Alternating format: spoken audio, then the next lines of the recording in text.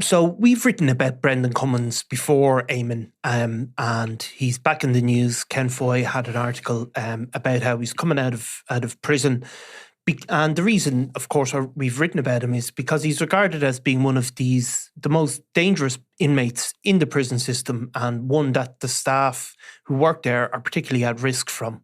Yeah, so like he's out, as we know, he's back in his hometown of Dundalk. This is a 30-year-old former champion boxer. So like he's one of these guys who's been involved in a lot of incidents while he's been behind bars. He's had dozens of disciplinary sanctions, which are known as the P19s, and has at different stages is considered one of the most dangerous, if not the most dangerous inmate in the entire prison system. And now we kind of learned a little bit about his life behind bars. There was one High Court action where he was I suppose he was trying to get out of the regime he was in. He was claiming he was in continuous solitary confinement for 3.5 years, which the Irish Prison Service say doesn't actually exist. That what's called solitary confinement, it's basically two different categories of a regime where you can be on lockdown for 23 hours a day. Now he was in jail for a couple of violent attacks, including swinging a samurai sword at a guard. And then while inside, he was done for a couple of different assaults, including one in which he poured boiling water on a prison officer. So, he's one of these people that couldn't be allowed into general population, and to suppose not to have him locked up for 23 hours a day. The Cummins and prisoners like him were kind of, I suppose, the point that the National Violence Reduction Unit was set up, which is in the kind of the Midlands Portlaoise complex. It's part of that campus. So it was built specially, was it? I think it was 2018. It was set up. I think they did have something, an equivalent before it, where there was guys like Warren Dumbrell and a few others were kept in these sort of special sort of units. But this is a special unit to house those really top category people regarded as being the most dangerous. Like Brendan Cummins, there's obviously a lot of people in the prison system with a lot more serious convictions, a lot more of them. But he's a guy that stands out, that can't be left alone. What do we do? Have we seen the inside of the National Violence Reduction Unit ever? We have seen some pictures, have we? Not that I remember such, but I mean, I suppose the way I think the important part is that it's the way it is staffed. That there are kind of senior and experienced officers, and it's kind of there's a higher ratio of staff to prisoner than there would be in a kind of a normal regime. Yeah, and they also have access then to psychologists who are able to kind of help them, I suppose, recognize when they're getting angry and so on, and to see if they can learn anything about their own behaviors. And like, for instance, we know that Cummins, he told one psychologist that he started rows of prison officers as a way to stimulate himself and relieve boredom.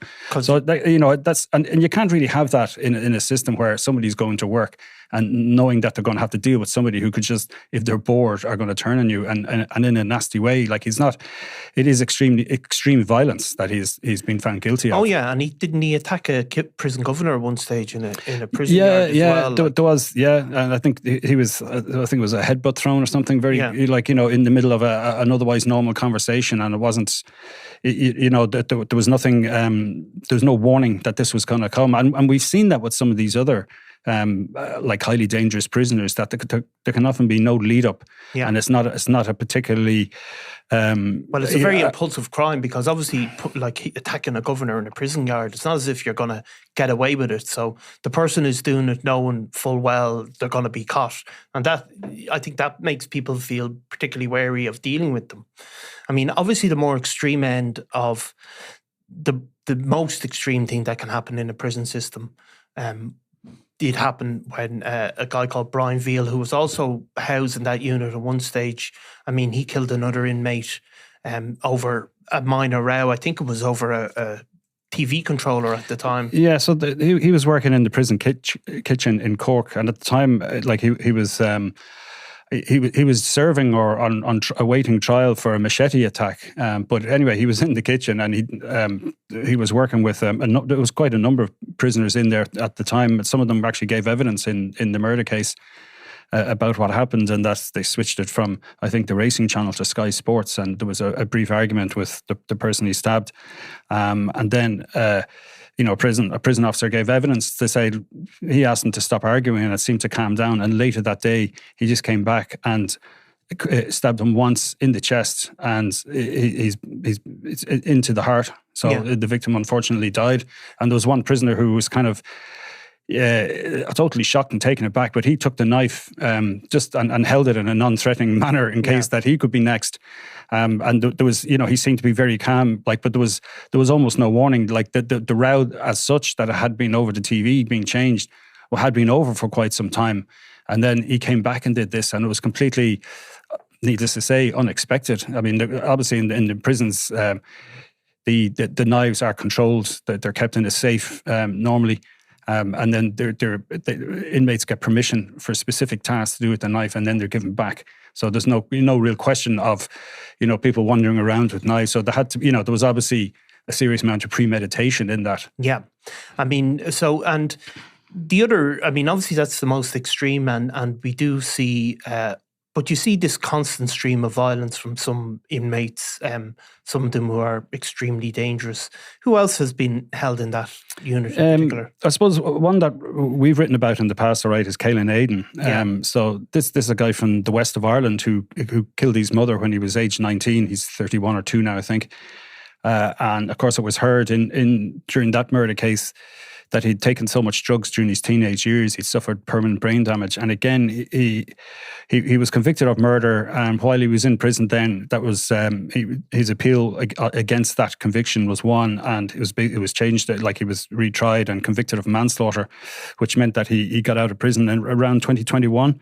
And I remember we actually took some pics of him on the street in... He was just up on Bolton Street at the time, before he moved out then to an apartment in Ongar in West Dublin. And I think it was within 10 days, he had assaulted one of the social workers, again, out of the blue, talking about a movie. Yeah. And he got a 2.5-year sentence for that, and some of that then was suspended. And when he got out again, he assaulted 2 men then in Malahide, which he admitted and handed himself in.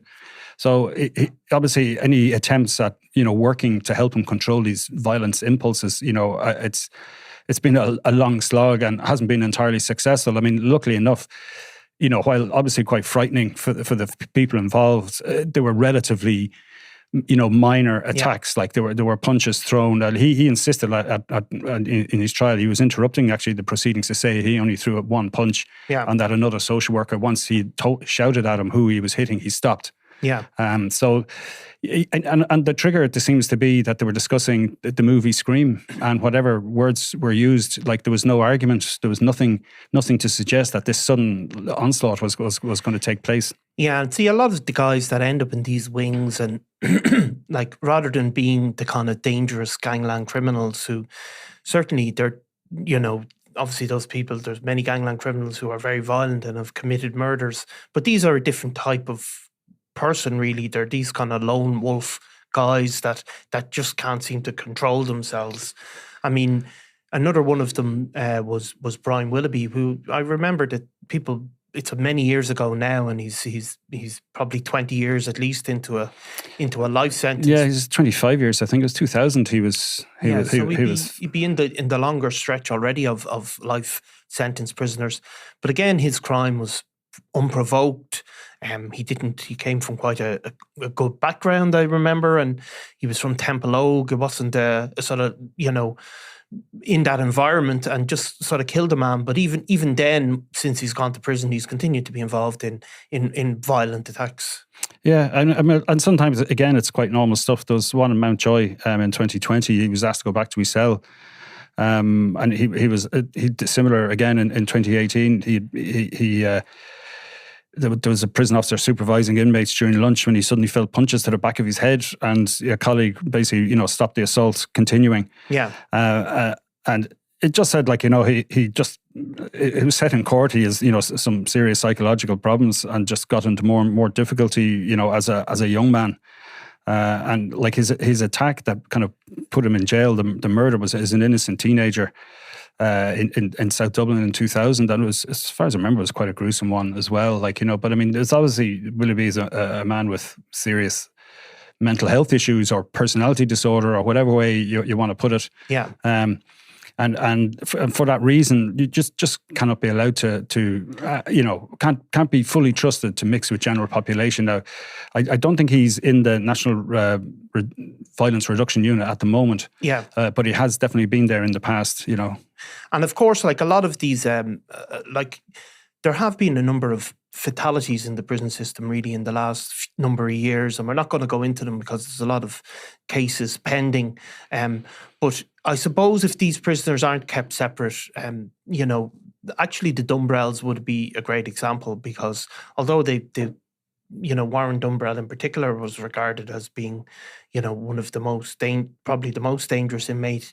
Now he might be getting on a bit and maybe doesn't have that title anymore, but they were involved in a whole series of you know, there was a hostage siege at one stage, and I think they got up onto the roof of Mountjoy as well. Yeah, it was about the siege of Mountjoy in 97. Yeah, he was kind of I suppose a ringleader regarded as that, and again spent a long time then on the so-called barrier method. Yeah, where, you know, when he's been moved from a cell, he's basically surrounded by something like 4 prison officers in riot gear and shields, and they're there to be able to restrain him if needs be without any injury to staff. But it's very hardcore. I mean, I've actually seen that in one of these guys. I can't remember which one it was now. Okay. But it was in Portlaoise District Court, where they were being brought into court for you know, whatever, I think one of the assaults or some offence anyway that was committed inside in prison, and you get to see it firsthand. And they, like, you know, they were the biggest prison officers I've ever seen, and every one of them were you know, in their full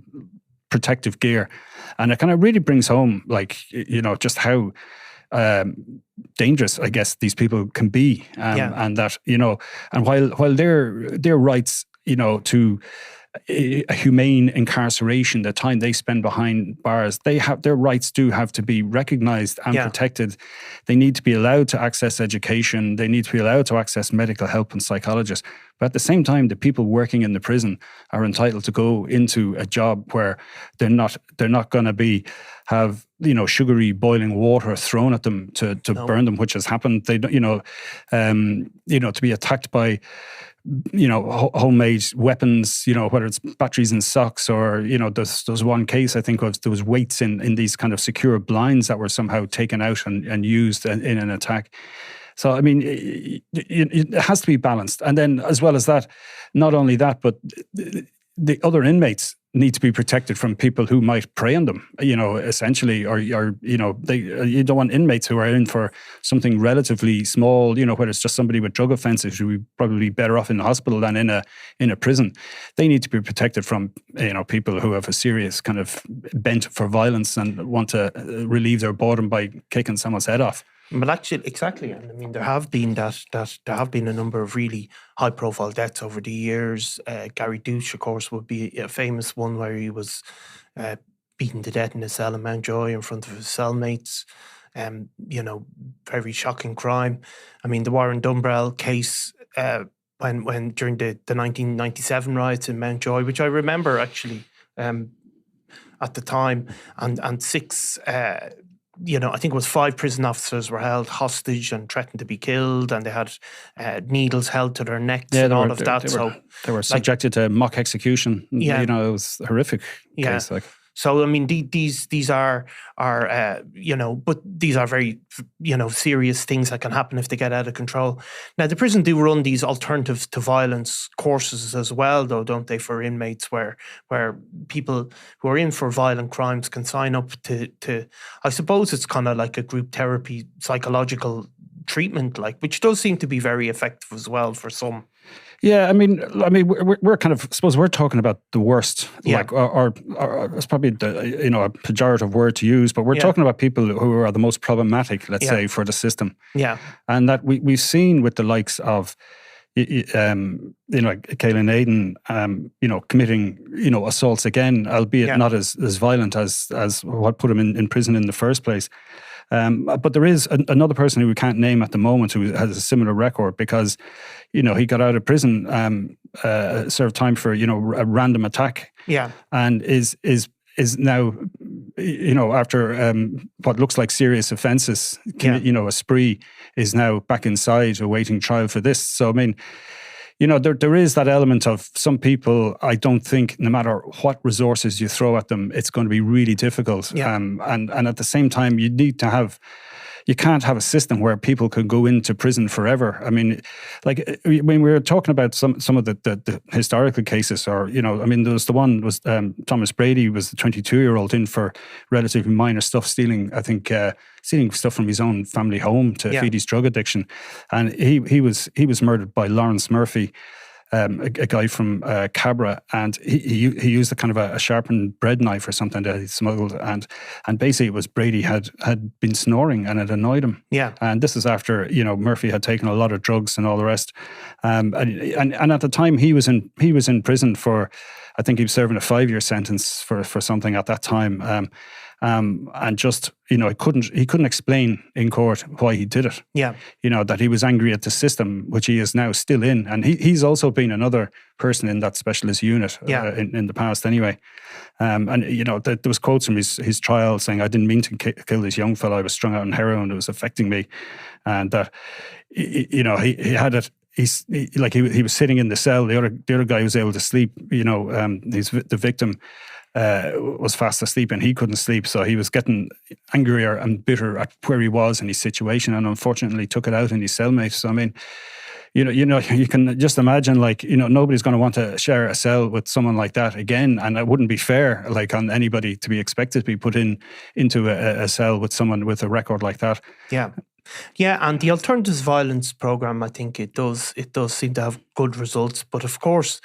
And I think it's led by kind of the prisoners themselves, and they do, I suppose, workshops about how to respond to maybe that kind of moment of disrespect or whatever sparks it. But yeah, I mean, it requires people to buy into it, and if people aren't going to buy into it, people need to be. And I think some people aren't capable. I mean, going back to I have it here in front of me. It's a 2002 trial for murder that Lawrence Murphy was put in prison for life, and it was mentioned in that he'd been admitted to the Central Mental Hospital twice in the years before this fatal stabbing, and once afterwards, and that he had 15 referrals for psychiatric assessment on his file going back as far as '94. So a kind of a talking therapy is probably not going to be enough for someone like this. It probably needs sort of multiple, I suppose, interventions to really get behind, to get behind these behavioural problems that lead people to lash out and commit these, horrific crimes, horrific acts of violence.